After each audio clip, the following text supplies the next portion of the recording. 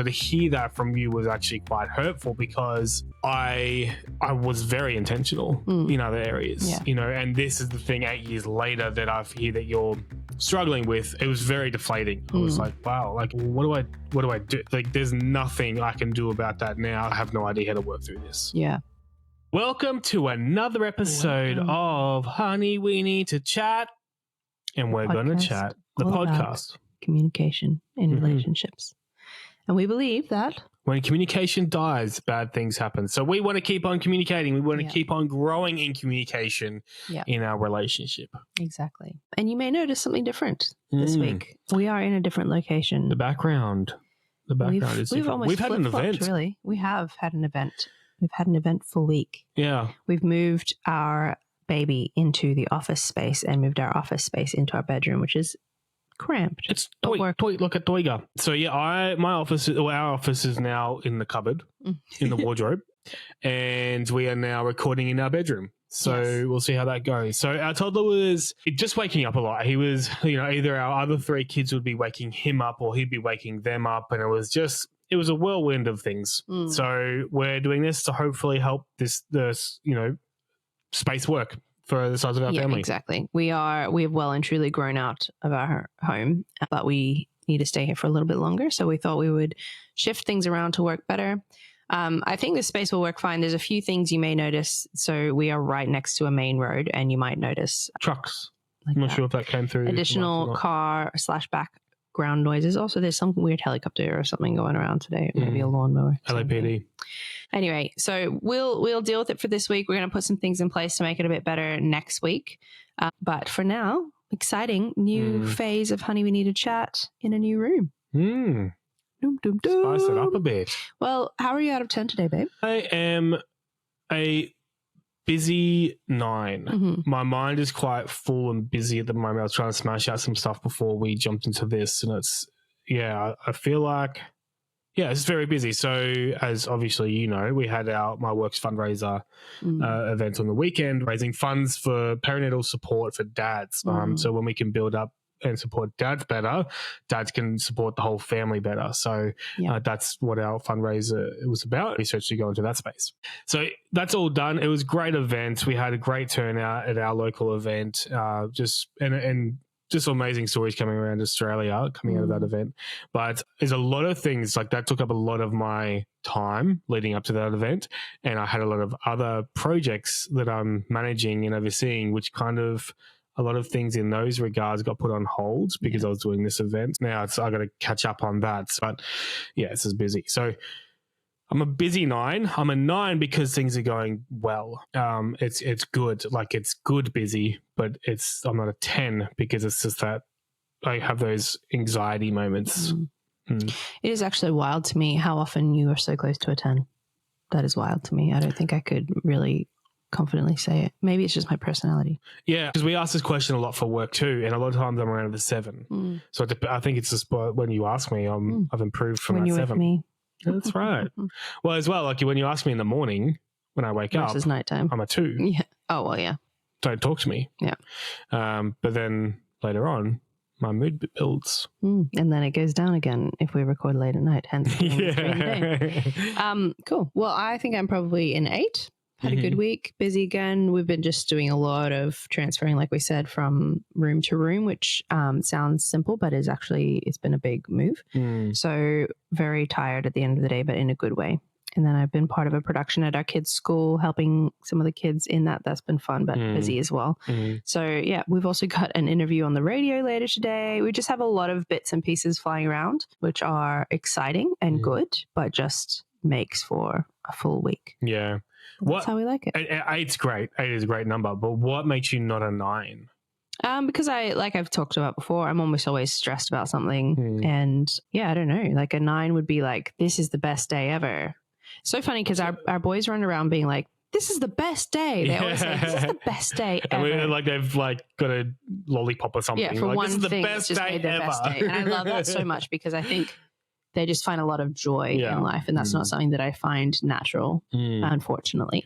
So I think that's probably part of it. I found it interesting where you said 9 would be your best day. Why not 10? Because perfect. 10 is perfect and nothing's ever perfect. Yeah, but like, I mean, it's like, I think you have that standard of a 10 being the thing that's unachievable, but 10 needs to be something that is achievable. I think that's where I can be. I think it's where I can be a 9. Is like nothing will ever be perfect. So 10 is still there's still going to be an opportunity for a 10 to actually happen. Yeah. See, I'm like, so 10 will never actually happen. What a downer. That's a glass half empty, glass half full.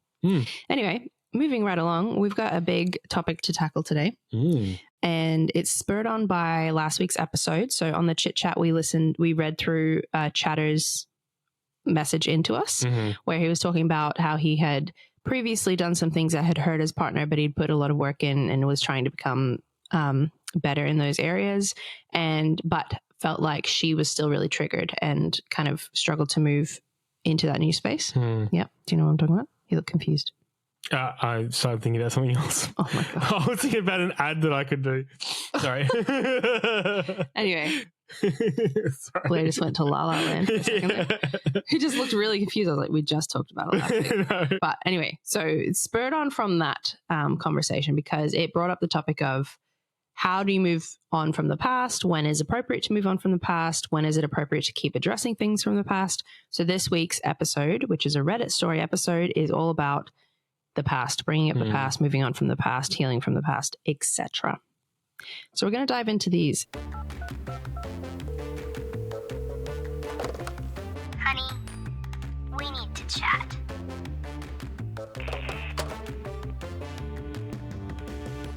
And this is actually a relevant conversation for us because I think one of the bigger, I'm not going to say arguments, one of the bigger conversations we've had in recent years that has been hurtful, because we don't usually have, most of our arguments we'll get times where we're frustrated and we'll work through it and then we'll come out the other side normally quite whatever. This one was a little bit harder to have because it was just a lingering feeling rather than, and it didn't really have a conclusion, which I'll explain a little bit about what happened. But so I felt like this was a little bit of a relevant topic to us for that reason. And I think every couple navigates these things to some extent. So yeah, we got married, we got engaged when we were younger and not working, obviously younger, obviously, but we weren't in, incredibly high paying jobs or anything like that. And Blair, as we spoke about in some of our episodes, but I think especially the one where we were talking about our story, he's quite a spontaneous person and in a good way, but he'll just decide to do something and he just makes it happen. So when we got engaged, we knew we were going to get married. We'd definitely had conversations about that, but we hadn't spoken about expectations around engagement at all. Whereas I don't know if every woman would fall into this category, but I definitely had spent a huge portion of my life dreaming about what my ring would look like, what my engagement would look like, what my wedding would look like, kind of that cliche girl thing to do, which again, not everyone would, but I was. And I'd been training my mom and my sisters for years to pick out the rings that I would like to show in my head, I was like, my partner will ask my sisters what types of rings I like, or he'll ask me and then they'll go pick one together, or he'll pick it from that. He'll kind of already know what type of ring I'm into. And so I would take them to jewelry stores for years and be like, which ones would you pick? And then I get them to pick it. And if they were wrong, I'd be like, nah. And if they were right, I'd be like, yes, good job. And slowly they got better and better. So this is all the build up, all the context to this. Whereas we had never, ever had a conversation around expectations. I never knew space. That happened. And Blair never had, he also didn't have sisters. He'd never been involved in this area of life. He'd never heard anyone talking about expectations around picking the ring. So when we got engaged, he just picked a ring, which to me is mind blowing because I would be just so terrified the whole process. So I'm glad that it was you doing that, not me. But he was like, we're going to get engaged. And it was a week before that he decided when he was going to do it. So he picked the ring at the shops and we didn't have a massive budget. And so he picked from what he had available to him. And he picked very well from what he had available to him, just to be really clear. And the thing is too, we're just about to go to Greece. So for me, I'm like, perfect time. I know I'm going to marry this woman. Why would I wait? In my head, I was wrestling with maybe we should be married for a year or dating for a year or two before we get engaged. I'm like, I know I'm going to marry. Why am I waiting? So I'm like, perfect time, perfect location. I'm not going to be held back by what I can afford or what logistics can. Yeah, which I totally appreciate for what the experience was. And it was amazing. When we got engaged, I remember when I saw the ring, I was like, whew, you are very lucky. Like, I don't know what I would have done if I hated it. I honestly don't know. And I don't know that I would have hated any ring. And you knew me enough to pick one that looked good and it actually was almost exactly the style I would have picked anyway.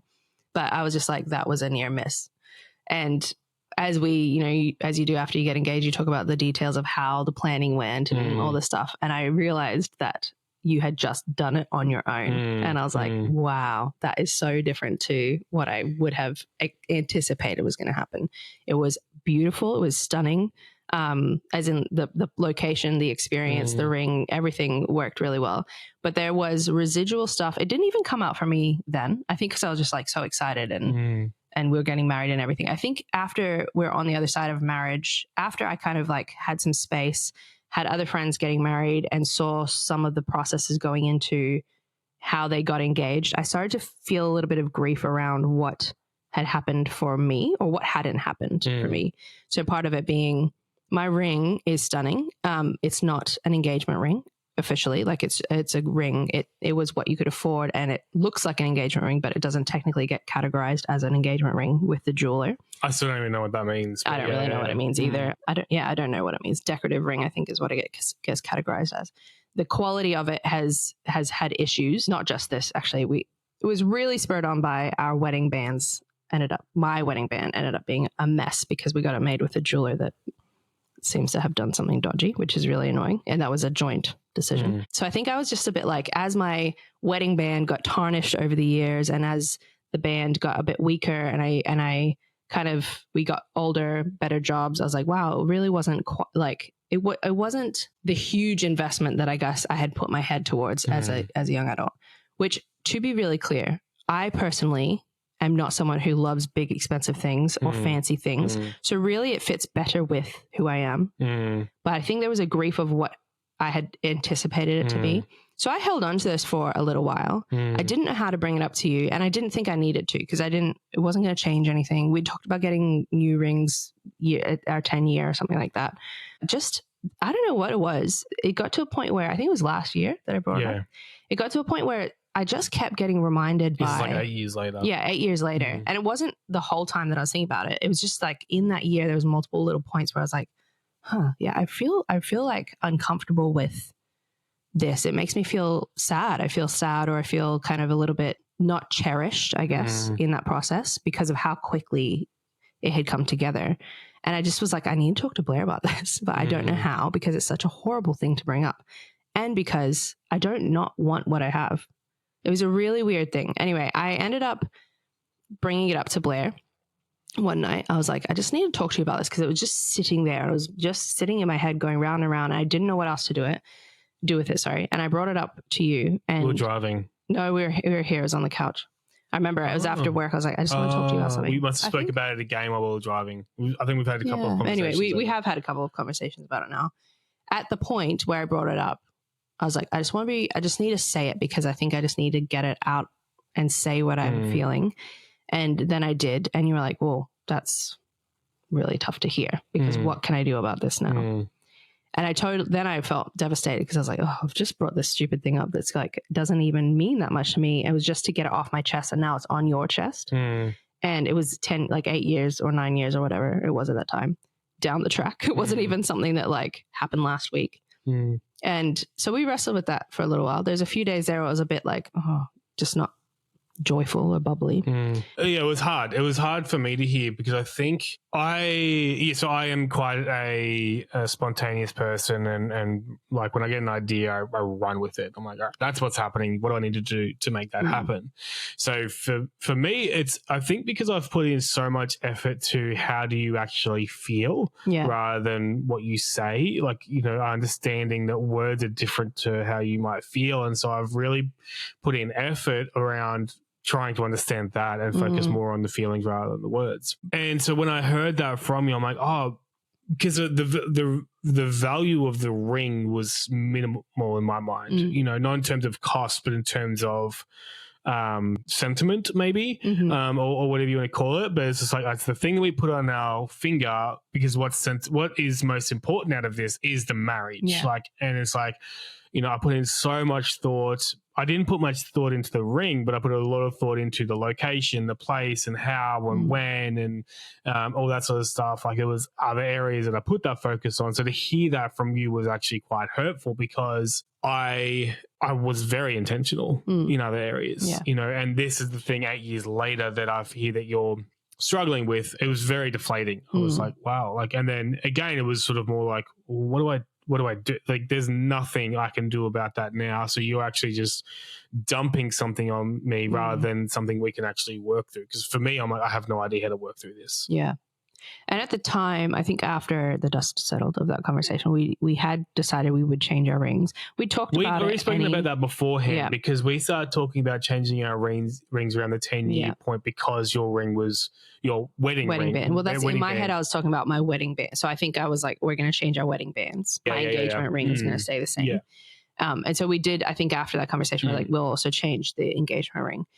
And I know some people that have done this. I always, when I saw it, was like, that's a weird thing to do, because it's not your engagement ring. So what is it then? It's just a ring you got in place, which, no offense to anyone who's done that, but to me, it wouldn't sit well. And so when I was like, oh yeah, we could change it. And then I started looking into rings, and I was like, these are really expensive, like ridiculously expensive.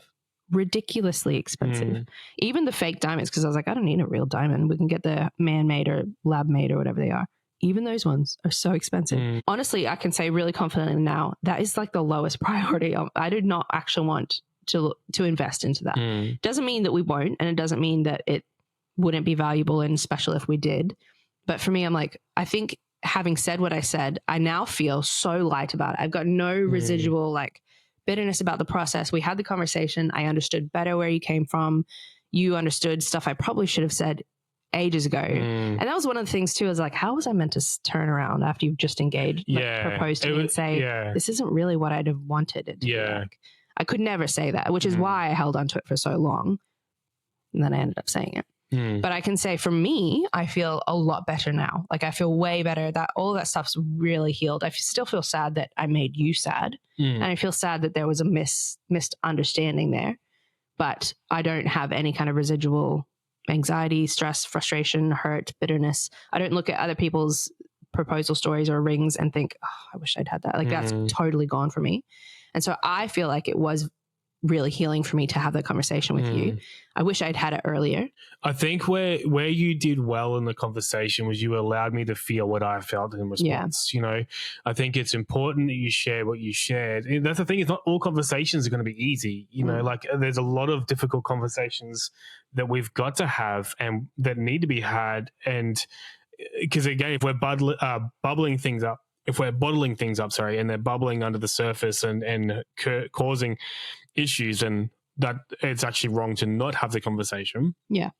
In my opinion, sometimes we got to have conversations that hurt. What you did well was you allowed me to express my hurt. It wasn't, you didn't go on the defense. Yeah. I think if you shared that and then expected your view to be heard and understood, I think that would have been even harder for me to process, because like I had a lot of processing to do. I had to go through, I was so happy with, because I did not have much money, I did not have much money at all.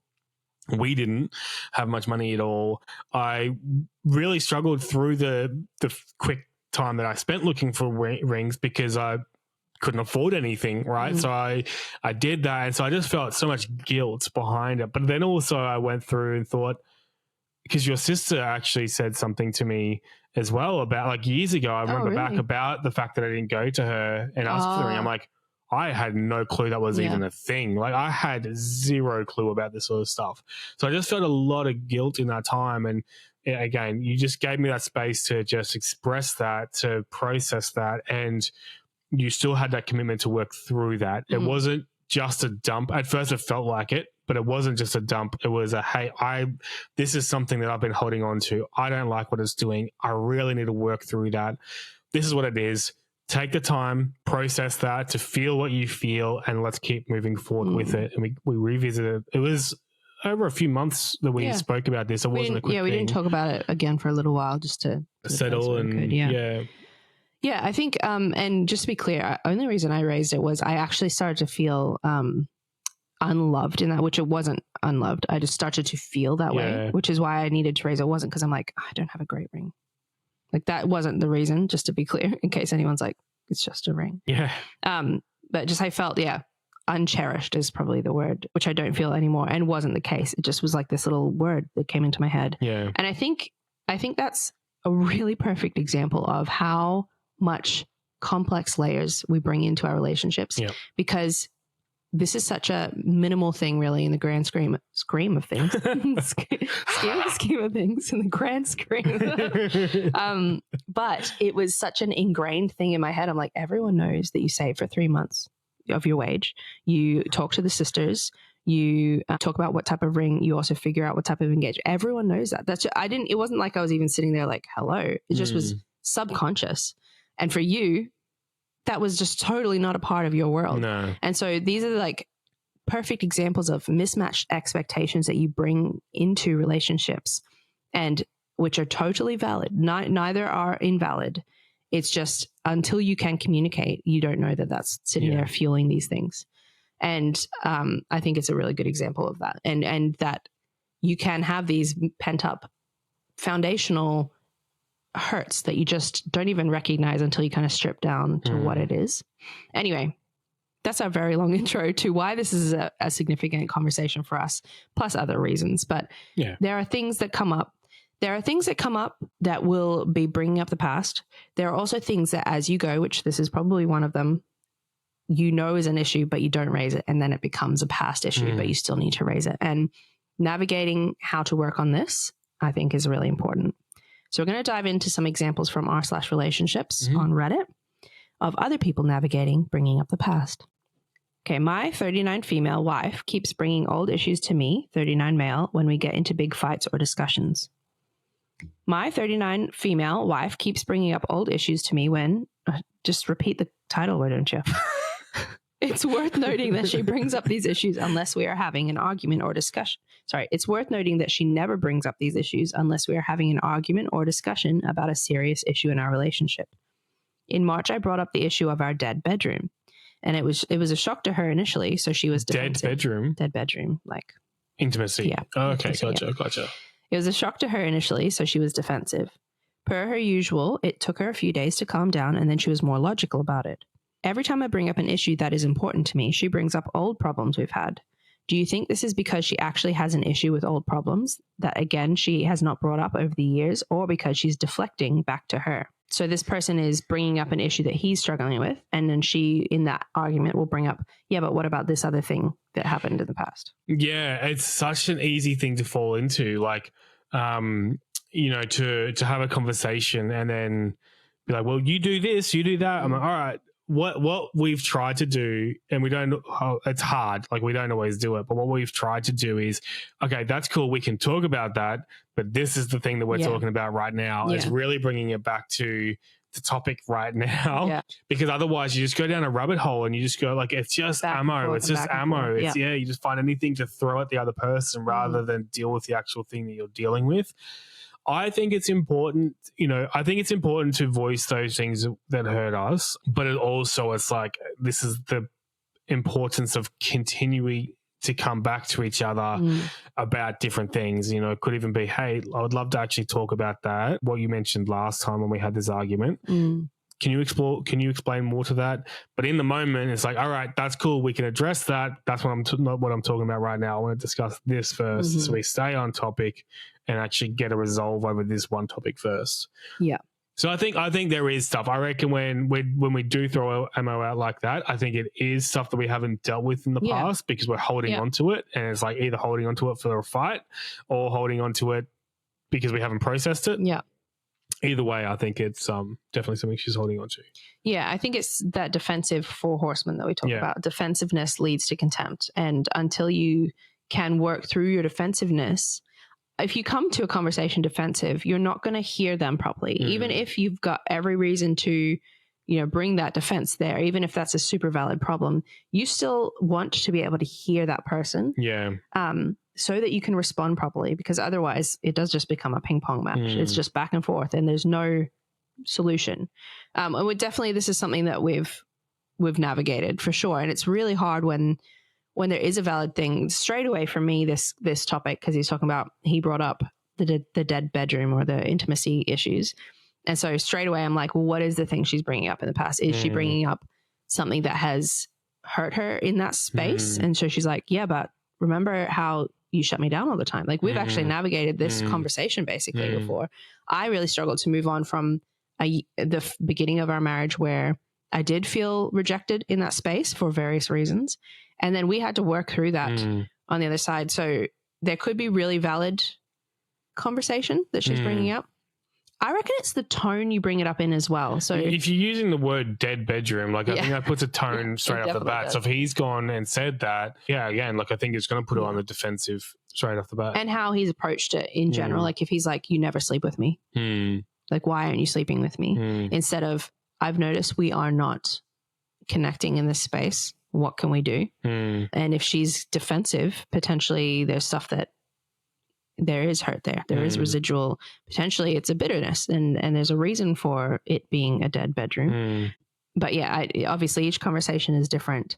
But I think you're right. I think those conversations need to happen because if you are bringing them up as ammo, there's something sitting there, whether it's that the other person hasn't quite acknowledged or worked through that with you, or you're not allowing that to be released inside of you. But that has to be brought up and it's valid. I think if you're unable to hear your partner's concern because of that, and if you're just bringing that up to shut down or deflect or whatever that concern that they've raised, then it's not going to end up in a constructive place. Yeah. I think sometimes too, like for guys, it's hard to bring that up sometimes because like, so hypothetically, you know, we struggle with intimacy today and I'd say I brought it up with you. There's this thing that's sort of holding me back of thinking that you might see me approaching you about this as, oh, he's just a guy. He just, you know, he's just thinking of himself, you know, sort of thing. And so that's a hard conversation to navigate for some guys too. And like, how do I actually do that? So I think what's important would be not necessarily, you know, intimacy is an important part of a relationship.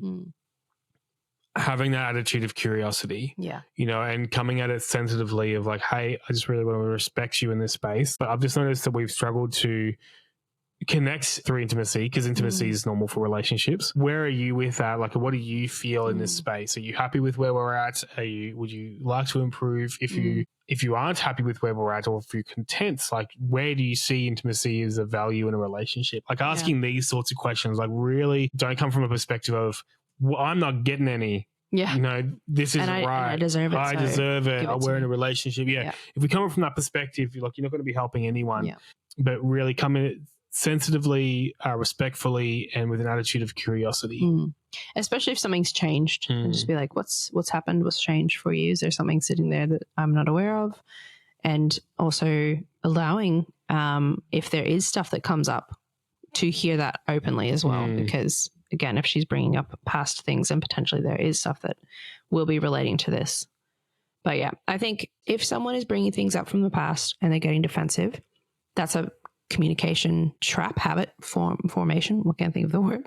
Pattern. If it's shutting down that concern that you're bringing up. So it's valid to address that communication pattern, but it also needs the things that are being raised and the stuff sitting behind it needs to be explored and addressed gently and curiously to help get to the point where those aren't raised anymore. Hopefully. Yeah.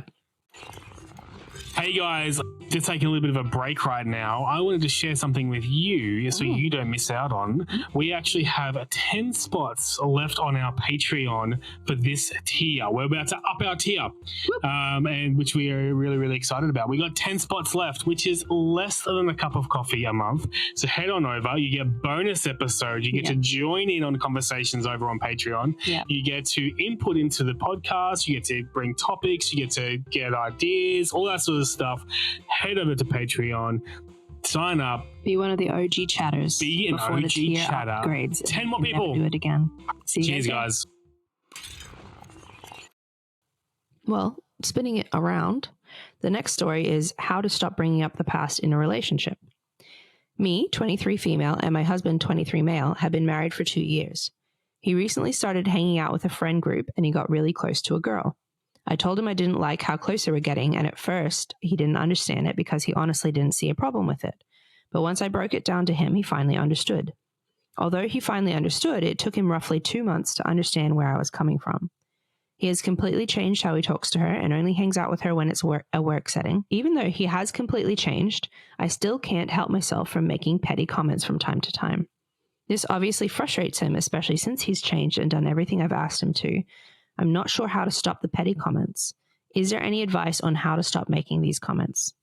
So this person's asking how she can let go of what's sitting there for her. I think first off, if she was asking me, I'd be asking, where does she think those comments are coming from? It sounds like there might be more involved with that. Like, what's been her history with guys? Like, what's all this sort of stuff would be a question to be asking and unpacking that a little bit more of, like, it's going to be coming from something. He hasn't done anything wrong. He's understood. It's taken him a while, but like, you don't criticize the timing, you criticize the effort, right? Like, so he's done the change, he's done the work, he's put in the work, he's changed. I have respect for her for sure, which is great. But for some reason she's holding on to that. So I'd be unpacking more about why is this the issue, which she hasn't given us information over that. I think exactly what you just said. And if this was me and I was like, I just can't stop bringing it up. And there have been things like this, almost all these stories I can feel like I relate to, where I'm just like, my brain is my worst enemy some of the times. And there have been things that I've raised before and we've had the conversation and then, but it's just still stuck there. And I'm like, I still just can't shake this. And actually we've gotten to the point before as well, where you've been like, what do you need to do to shake this? Yeah. Which is really valid. And you said it very gently. And I think if this was me, I think I would be coming to you and just saying, I'm really sorry that I keep bringing this up, because she's obviously aware that she doesn't like that she does this either. Yeah. I think I would just be approaching you and saying, I don't know what's sitting there for me. And especially if she hasn't kind of been able to explore it on her own, and make it a thing that a conversation you're having together, and also recognizing that to him, like acknowledging to him that you're aware that this is something you keep bringing up, even though you also are acknowledging the work he's put into that space. And that way, hopefully you guys can discuss, like, you know, there's been times where I've got no idea what's going on in my head, and we've kind of had to like figure out what it might be sitting behind it. And I think these conversations allow you to do that in a way that's a little bit more neutral and gentle and curious, as we've said before. Yeah. I think there's those moments where you work on stuff together. There's those moments that you work on yourself, and then there's moments where you get help. Yeah, you know, and that's a big thing. If this is something that you can't shake, you know, I think putting on stuff on Reddit is good. Listening to a podcast is good. They're all helpful. But doing what needs to be done, you know, like I think at the same time, like if you can't get past that, if those things aren't getting you over the line, go get extra help. Yeah. Don't shy away from that. That's really important. And the willingness to do that is great. When you try and do that work on your own without verbalizing stuff, I feel like that can be really hard too. So if you're working on your stuff and it's impacting me and you're working on that stuff and I share with you, like, you know, maybe you should be getting help, and you turn around like, I am working on it. I am doing this. I am doing that. Well, I'm like, well, I don't know. I don't know what you're doing. But again, like when you can process the things that you're working on with me, it helps me to be like, oh, brings you in on that. Brings me in. I can take a deep breath. I can take a step back. I'm not as offended. I'm not as hurt. But it helps me to, because for a lot of us, like for guys, man, we want to know, like, what do I do in this situation? Like, what is my role in this situation? We're very practical people. And so even just spelling that out for the guy too and saying your role right now is just to listen and just understand that I'm trying to do something right now. That is still really good. Yeah. You know, like if the instruction is don't do anything, that's so much better than no instruction at all. Then you're not guessing. Yeah, exactly. Yeah. I think there's a lot of reasons people get triggered by stuff like this. And it could be absolutely nothing to do with you. Or it could be that there is something that's sitting there that they're still not comfortable with. Yeah. You know, he's put these things in place, but maybe there is still something that she's like, oh, I still have a bit of a weird vibe. And when we've had a similar conversation before, it's come out that I'm actually not worried about you. I'm worried about them, or I'm feeling weird about them. And I couldn't distinguish the two. I couldn't like separate the situations until we chatted about it. And I got to kind of the core of that. And then again, it was gone. Yeah. It's like, it just, sometimes you do need to say it. What I will say though is diggy comments, sarcastic comments. It's so easy to think you're saying your thing because you're digging this little, you're putting this little like sarcastic. I don't know how to be any more jokey, clearer. Yeah, passive being clear at all. You're actually not being clear. You're actually just making it more toxic. And I've absolutely fallen into this trap before, trying to get my point across by being passive aggressive or whatever. I don't even know what you categorize it as. And I understand it because it's scary to confront things, especially if you're still feeling insecure about something you've already confronted and have put work in. It can be like, oh, I don't want to say it, but I'm going to say it. And then it just comes out unhelpful. So that would be one of the first things I'd try to address changing. If you need to make a comment, instead of making it be like a little like jab, be like, I'm really sorry. I still really feel uncomfortable about this. So I just need to figure that out.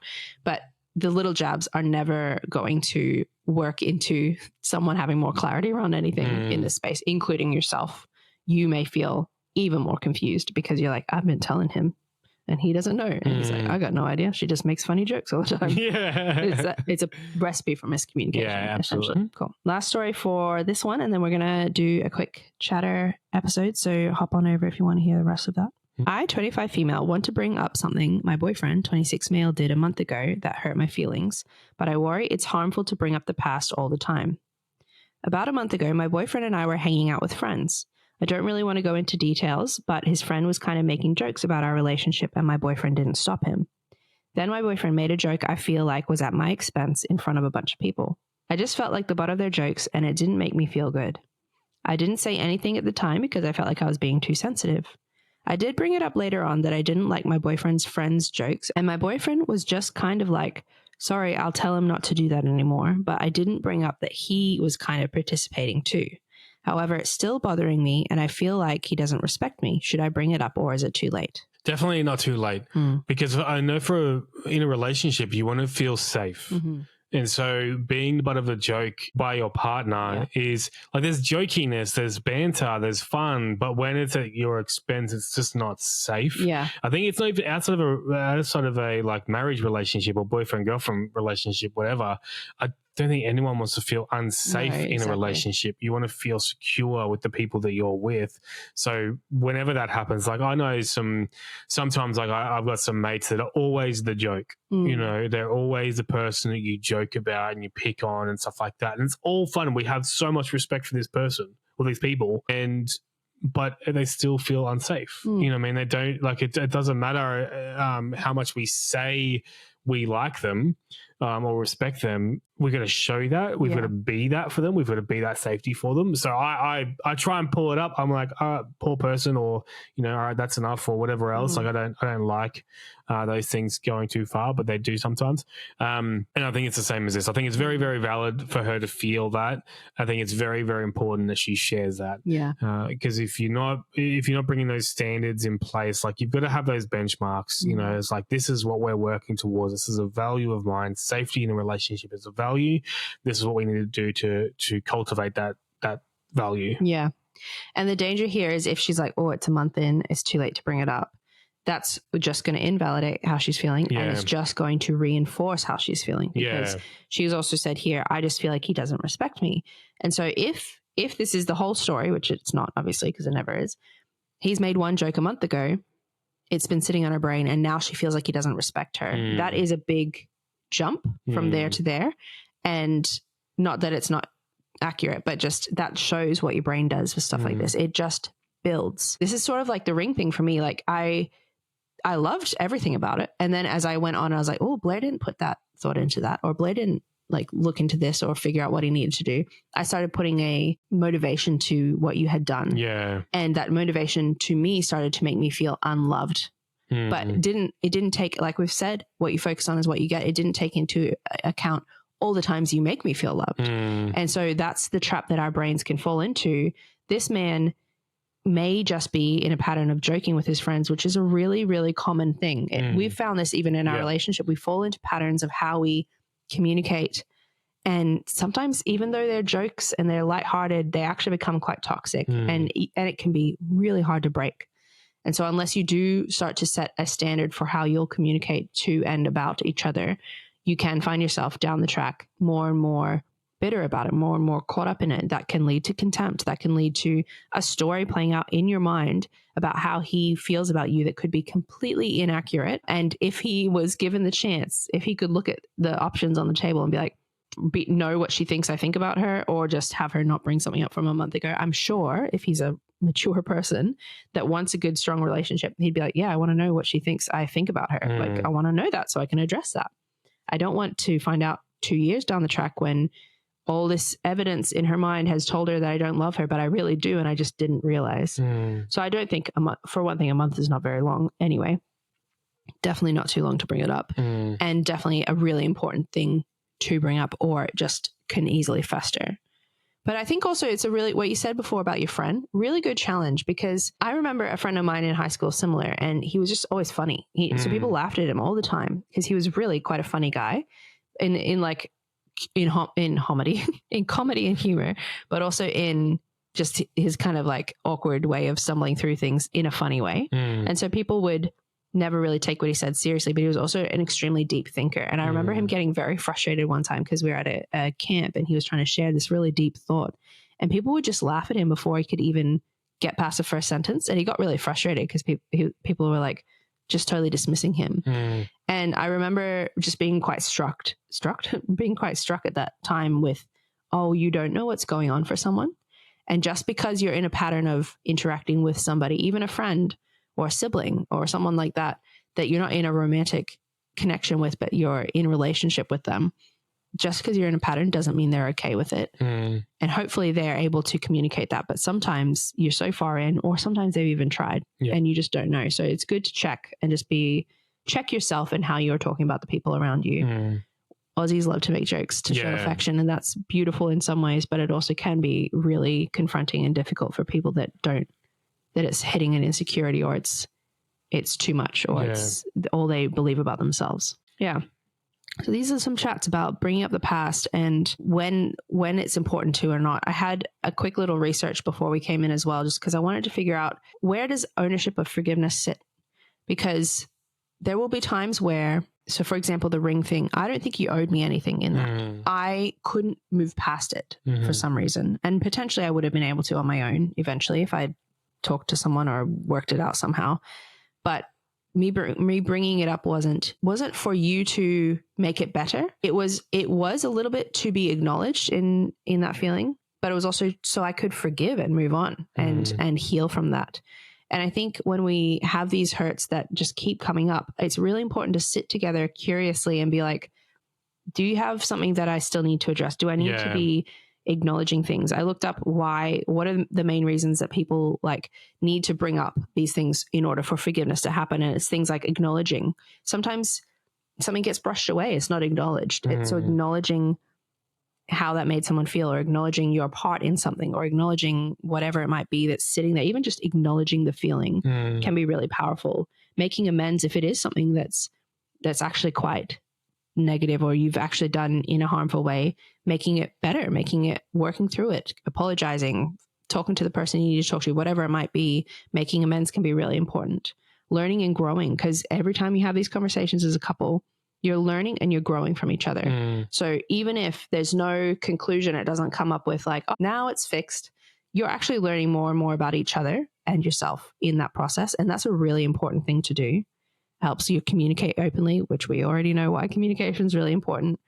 It demonstrates that you're willing to change and you're willing to address things. And that's really important for a foundation in a relationship as well, on both sides, not just one side, always having to fix or change or be different. Having that communication and working on it together, really valuable.